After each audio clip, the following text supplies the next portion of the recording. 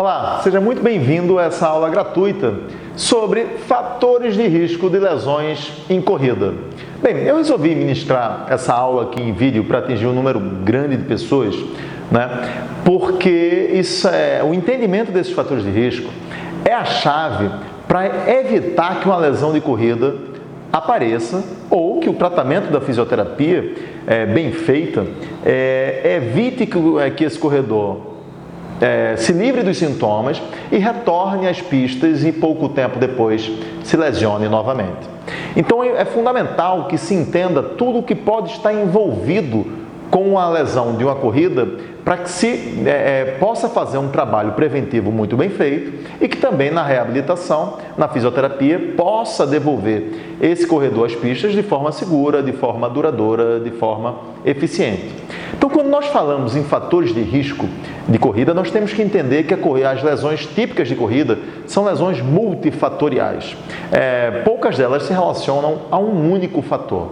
E entendendo a lesão de corrida como multifatorial, vamos analisar quais são esses fatores de risco em corrida. Então, o primeiro fator de risco que a gente tem que pensar primeiro classificar esses fatores de risco. Então, eu costumo classificar eles como fatores intrínsecos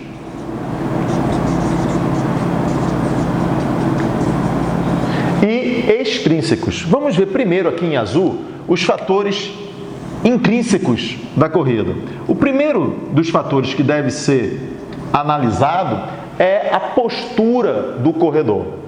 O equilíbrio estático para a prática de um esporte, principalmente para a prática de corrida, por conta do fator repetitivo da corrida, do fator da atividade cíclica que é a corrida, diferente, por exemplo, do futebol, onde você tem um tiro curto e para, mas na corrida aquela atividade é contínua, cíclica, duradoura. Então, analisar a condição estática do corredor é extremamente importante. Então, vamos ver alguns exemplos. Então, imagine um corredor que você, ao analisá-lo, percebe que ele tem um calcâneo valgo já, por exemplo, um pé plano. É natural que você pense que durante a prática de corrida, essa posição estática vai induzir uma pronação ainda mais acentuada durante a corrida. É natural que você pense isso, porém isso não é obrigatório que aconteça. Uma coisa é estática, outra coisa é dinâmica. Nem sempre essas duas coisas se correlacionam tão fortemente. Porém, tem que haver a análise desses fatores, porque a estática, na maioria das vezes, condiciona como o movimento vai ser executado. É como um ombro que é mal posicionado, projetado para frente, induz uma lesão de impactação em membro superior. Isso é uma coisa bem conhecida. No membro inferior, a mesma coisa. Um pé já em condição pronada na postura estática, é natural que ele seja um hiperpronador durante a corrida. Uma pessoa que tem um geno valgo, por exemplo, é natural que ele tenha um valgo dinâmico mais acentuado durante a corrida. Por isso vem sendo estudado muito o ângulo Q nas mulheres. As mulheres, como têm um quadril mais largo, têm um ângulo Q maior, portanto, esse valgo fisiológico induziria um valgo dinâmico mais acentuado na corrida. Isso poderia ser um esforço adicional para o seu joelho, por exemplo. Porém, é necessário observar o que na estática e na dinâmica como elas estão se correlacionando.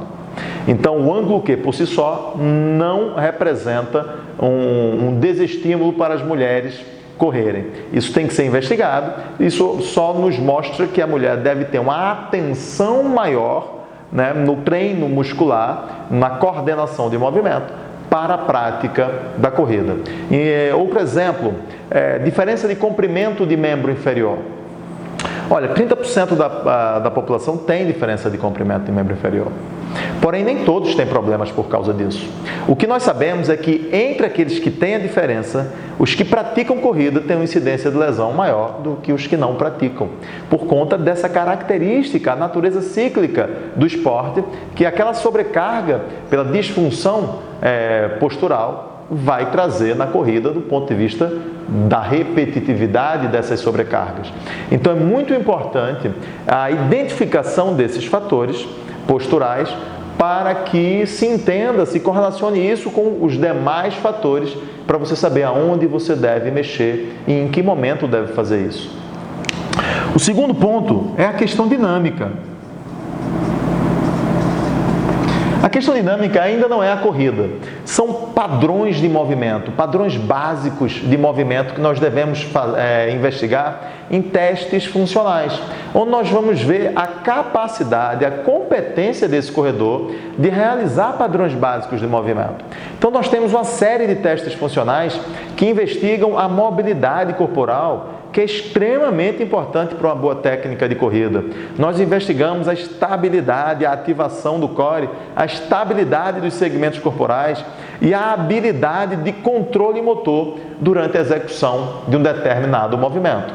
Como, por exemplo, a tripla flexão de quadril, joelho e tornozelo, com a boa estabilização do corpo em apoio monopodal. Então, é um tipo de teste que a gente faz de controle motor, porque isso vai ser exigido na corrida.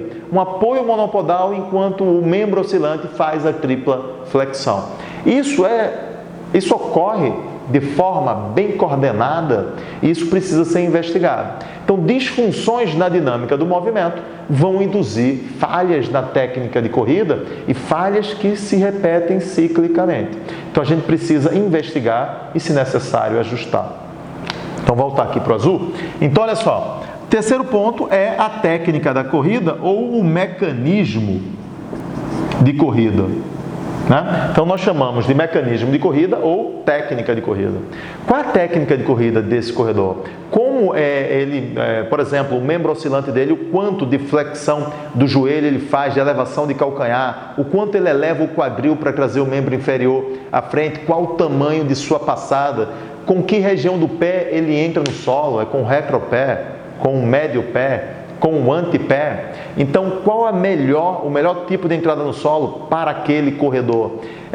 As questões inconscientes também, como o corpo dele se equilibra durante a recepção da carga no solo. Então, esse trabalho de coordenação e de técnica que ele tem para correr é fundamental que se analise, porque muitas das lesões estão relacionadas ao seu mecanismo de corrida, estão relacionadas à técnica da corrida que ele adota. Então, é fundamental perceber se essa técnica de corrida está adequada para aquele corredor.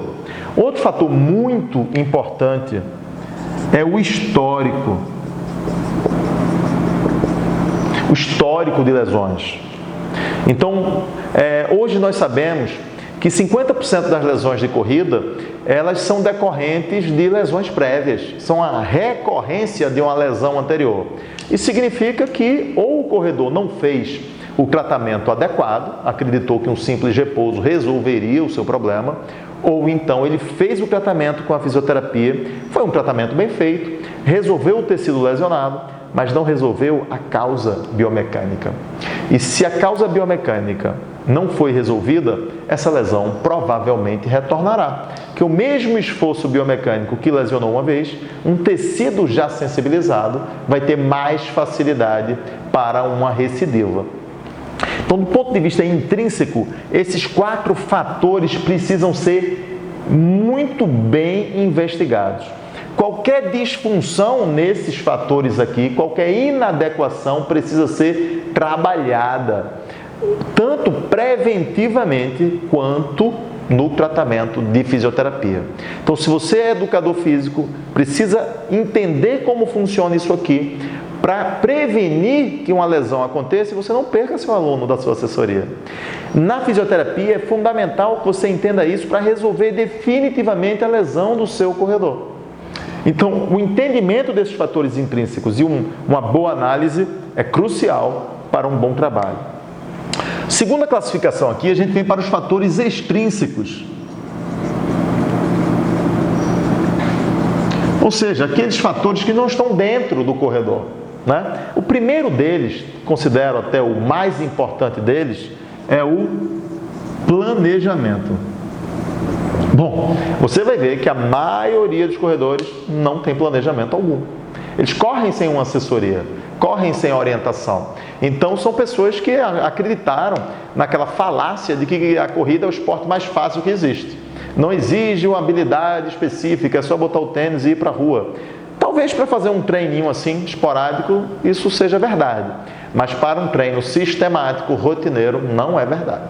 Então, a corrida é um esporte que tem uma característica de repetitividade, uma característica cíclica tão importante que o planejamento é imprescindível. Primeira coisa que você tem que dizer ao seu corredor é: você precisa ter um objetivo. Nas conversas que eu tenho com diversos corredores, eu pergunto: qual é o seu objetivo com a corrida? Ele diz: nenhum, eu corro porque eu gosto. Bom, gostar já é um objetivo, mas o que é que ele busca na corrida? Né? Todos buscam alguma coisa, e se não buscam, tem que começar a pensar um pouco em relação a isso. Então, esse objetivo pode ser o prazer de correr, pode ser o encontro social. Esse objetivo pode ser perder peso. O objetivo pode ser manter o seu peso. O objetivo pode ser ganhar quilometragem. Eu quero sair de 10 quilômetros e fazer uma meia maratona. Pode ser diminuir tempo de uma prova. Eu corro meia maratona, eu quero correr abaixo de 2 horas, por exemplo. Mas isso é um objetivo. E para cada um desses objetivos são tão distintos que o planejamento não pode ser o mesmo. Outra coisa que você tem que buscar saber do seu corredor é que, se ele tem um planejamento, como ele está sentindo, quais suas sensações, qual a evolução do treino. Se você muda a planilha dele, como ele se comporta com a mudança dessa planilha? Ele sofreu um desgaste excessivo? Ele relata um esforço além do normal? Ele relata desconforto? Se sim, tome cuidado, reveja esse planejamento, porque ele pode estar sobrecarregando o corredor e ser o primeiro sinal de uma futura lesão. Olha, é muito comum uma lesão acontecer porque um corredor evoluiu muito rápido em distância ou em intensidade. Começou a correr numa velocidade muito maior que ele não estava habituado, dentro de um padrão de evolução muito acentuado, muito rápido, que não respeitou o tempo certo. Então, isso aqui eu considero o principal fator de risco extrínseco. Outro fator aqui que é muito importante é a prática de outras modalidades. Olha, essa prática de outras modalidades é o seguinte: quando uma pessoa corre até 5 km, ele pode até se dar o luxo de só correr. E é muito comum você encontrar pessoas que praticam corrida e nenhuma outra atividade mais. Muito comum. Então, até 5 km, você fazer 3 treinos de 5 km, por exemplo, 15 km semanais, 10 a 15 km semanais, dá para ir só com a corrida, tá? Na maioria dos casos. Mas para quem evolui no treinamento, para quem já está saindo de treinos de 5 km e entrando no volume semanal de mais de 15 km, treinar o aparelho músculo-esquelético para ter mais força e resistência é fundamental. Principalmente com um tipo de ação muscular que é exigida durante a corrida, que é a ação excêntrica. Durante a fase de recepção da carga no solo, que nós chamamos de fase excêntrica, que é a recepção da carga até o apoio total, isso exige dos músculos um tipo de ação específica, que é a ação de frenagem da aceleração do corpo em direção ao solo. É o momento inercial da corrida, de resistir a uma aceleração, de ir de encontro à aceleração do corpo em direção ao solo. E isso exige dos músculos um tipo de solicitação que nós chamamos de solicitação excêntrica. E normalmente não é assim que os treinos nas academias são feitos. Normalmente se faz um treino concêntrico, e a fase concêntrica da corrida, do apoio total para a impulsão, não produz nenhuma lesão. Todas as lesões acontecem da recepção da carga no solo ao apoio total, nessa fase excêntrica, na metade do ciclo, na primeira metade do ciclo do apoio. Então, treinar o aparelho musculoesquelético para essa ação excêntrica repetitiva da corrida é fundamental. E essa prática pode ser feita na academia, com musculação, pode ser feita num parque aberto, com um treino funcional, pode ser feita no estúdio de pilates, pode ser feito no crossfit, por exemplo. Então, independente de qual seja a modalidade, isso precisa ser feito. E aí, qual é o melhor? É o que o corredor gostar mais, desde que seja feito o treino certo. Um outro fator aqui que é extremamente importante é o calçado. Talvez isso aqui seja o mais polêmico, O calçado muitos especialistas dizem que isso não serve para nada, tanto faz, enfim. Outros dizem que é muito importante. Particularmente, eu dou bastante valor ao calçado, porque ele é o principal instrumento da corrida de um corredor. Então, você imagine um hiperpronador, uma pessoa que tem um joelho valgo, um pé plano, calcânio valgo, quando corre faz uma hiperpronação, correndo com um tênis muito macio. Isso vai favorecer ainda mais essa pronação. Ele precisa de uma contenção, de uma placa de estabilidade na entressola do seu tênis. Imagine um corredor de 95 quilos, que é muito comum você encontrar pessoas que estão correndo para perder peso, por exemplo. Imagine esse corredor correndo com um tênis minimalista. Então, tem situações que você entender a tecnologia do tênis e saber adequá-la ao perfil biomecânico e aos objetivos de treino do corredor é extremamente importante. O que eu considero que não é bom é que toda a ação de mídia leva o calçado a uma importância que de fato não é tão grande assim. Ou seja, nas diversas conversas que eu tenho com os corredores, em todos os eventos que eu participo, como fisioterapeuta fazendo teste, ou correndo, convivendo com corredores, enfim, já tive a oportunidade de conversar com muita gente que pratica corrida, né, fora a atenção na própria clínica, né, eles depositam no calçado a sua esperança, né, toda a sua expectativa de resolver seus problemas. Então é muito comum ouvir assim, eu estava com dor no joelho e troquei meu tênis, porque eu fui buscar um tênis melhor. Bom, isso aí realmente não vai ser a solução dos seus problemas, porque olha quanta coisa está envolvida nessa possível dor no joelho dele. Então o foco não pode de forma alguma estar aqui. É um elemento que deve ser considerado, porém não pode ser a tábua de salvação de um corredor. Por fim aqui, o tipo de superfície. Né? Então, qual o tipo de superfície que ele corre? É no concreto? Bom, a gente sabe que concreto é mais duro que asfalto, que é mais duro que o barro, que é mais duro que a grama, que é mais duro que a areia da praia, por exemplo. Então, em que tipo de solo ele corre? É interessante que ele possa experimentar diversos solos diferentes, correr um dia no asfalto, correr um dia na grama, correr um dia no barro, enfim, pelo menos uma superfície diferente por semana, né? Que seja um treino na semana com uma superfície diferente, é interessante. Oriente ele que se ele for correr na praia, se você mora numa cidade litorânea e que as pessoas tenham prática de correr na areia, procura só orientar ele para não correr na areia batida. Quando a maré baixa, fica aquela areia batida, porque ela fica num plano inclinado e vai funcionar dentro de um mecanismo como se ele tivesse uma perna maior que a outra. Não vai dar certo, né? Se for na areia fofa, orienta para ele não usar calçado, porque esse é o momento mais interessante que você tem de fazer com que o corredor possa experimentar a adaptação do pé num solo irregular. Usar os seus pés para aquilo que ele foi construído, que a gente tem tão pouca oportunidade no nosso cotidiano, que é pisar descalço num solo irregular. Fazer o pé trabalhar na acomodação do terreno, usar mais a musculatura intrínseca do pé e o jogo articular, a cadeia articular do pé. Então, sempre que for fazer um treino na areia da praia, que é interessante que ele tenha uma rotina de um treino semanal ou quinzenal na areia fofa, por exemplo, é bem interessante, que até ajuda a trabalhar força também para esse corredor. Então, se a superfície é irregular, como a areia da praia, não usar calçado, para evitar que uma lesão que não é típica de corrida, como um entorse tornozelo, por exemplo, surja.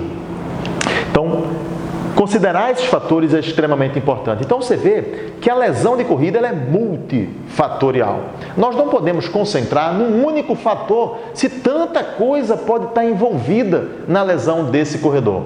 Procura orientar ele, identificar se o teu corredor ainda não tem nenhuma lesão, se ele está na assessoria esportiva, começando o treino, analisar ele de uma forma global, buscando cada um desses fatores para que a lesão não surja. E você que é educador físico, não perca o seu aluno.